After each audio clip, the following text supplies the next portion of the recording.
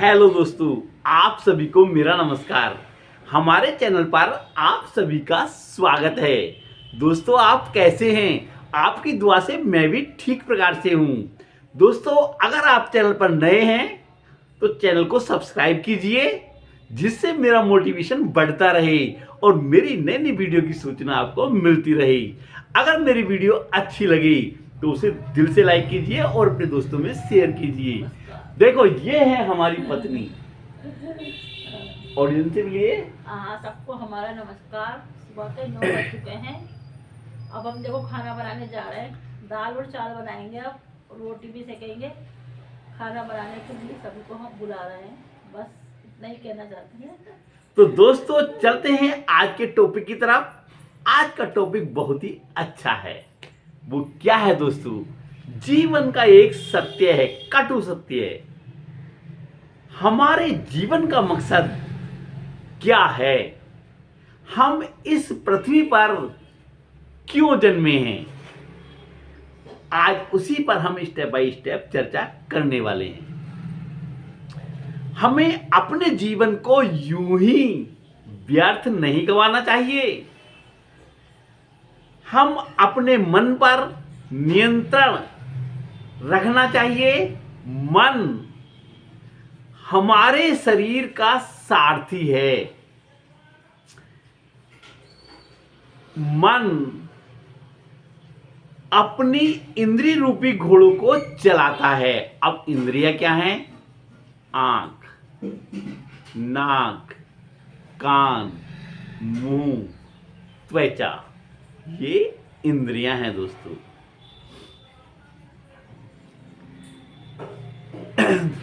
दोस्तों, जब मन कभी भी गलत रास्ते पर भटके तो उसे पकड़ कर लाओ और फिर से उसी रास्ते पर लगा दो, सही रास्ते पर। भटकने मत दो, क्योंकि मन बहुत चंचल होता है, भटकता है, वो इधर जाता है। दोस्तों, हमें हमेशा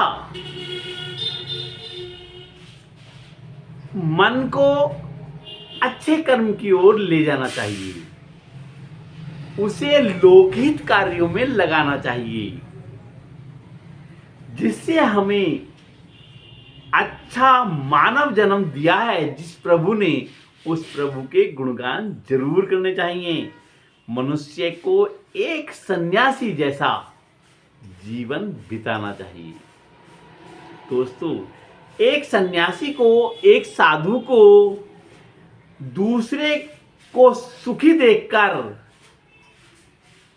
उसे बहुत सुख मिलता है। दूसरों की सहायता करके उसे बहुत आनंद प्राप्त होता है। जब किसी का कष्ट देखकर आपको तकलीफ होती है तो समझ लेना चाहिए कि आपकी आत्मा में परमात्मा का वास है। जी हाँ, इसलिए आपका मन एक सन्यासी है, तो हमेशा अपने मन को एक सन्यासी बनाना चाहिए।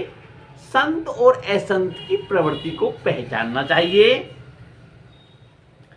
नीच व्यक्ति या असंत व्यक्ति वह होता है जो किसी के दुख को देखकर सुखी होता है कि हाँ, उसे बड़ा सुख मिलता है कि वो परेशान है, वो दुख तकलीफ में है। वह बहुत खुश होता है।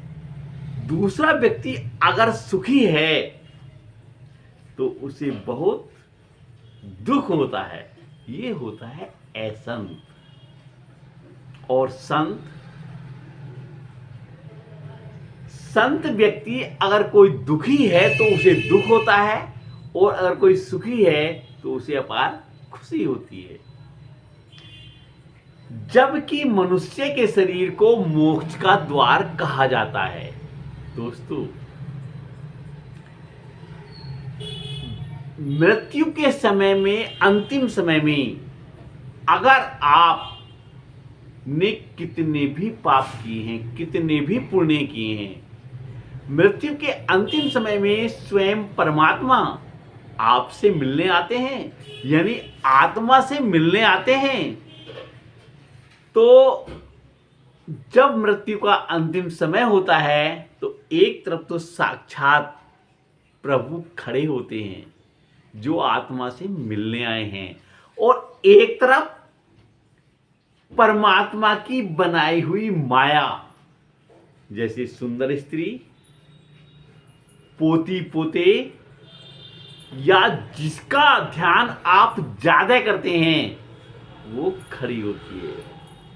अगर आप मृत्यु के अंतिम समय में परमात्मा का ध्यान करते हैं और उनकी तरफ चले जाते हैं, तो दोस्तों आपको 84 लाख योनियों में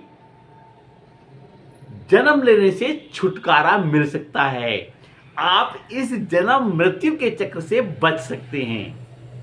और अगर आप मृत्यु के अंतिम क्षण में इधर दूसरी तरफ परमात्मा की बनाई हुई माया खड़ी है, उसका ध्यान करते हैं और उसमें चले जाते हैं, तो आपको फिर से 84 लाख योनियां भुगतनी पड़ेंगी।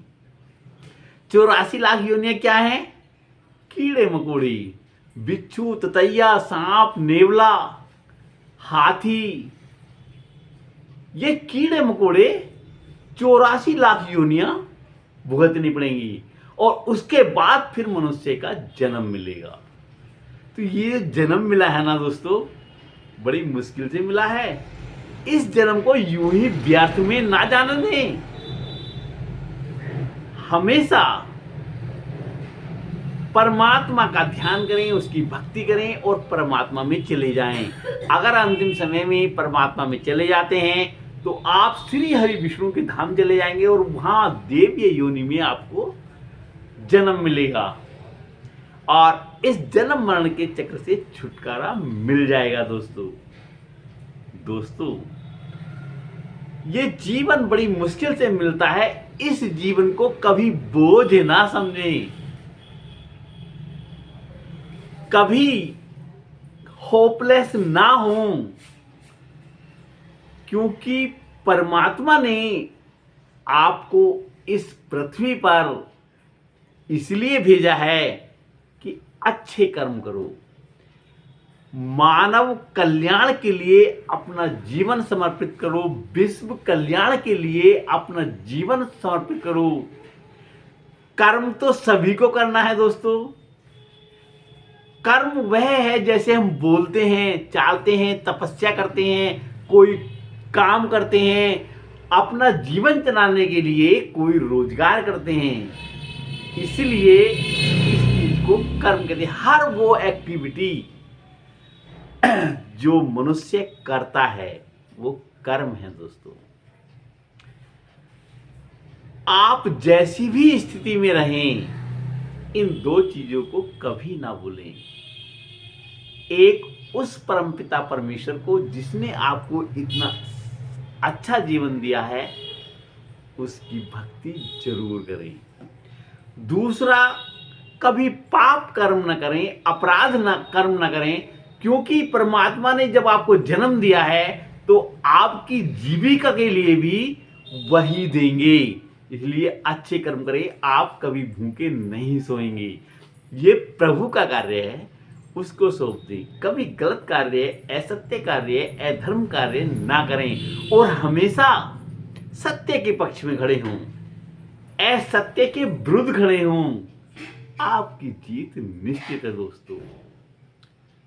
तो दोस्तों आज की वीडियो यहीं तक। कल मिलते हैं एक नई वीडियो के साथ, इसी समय और इसी जगह।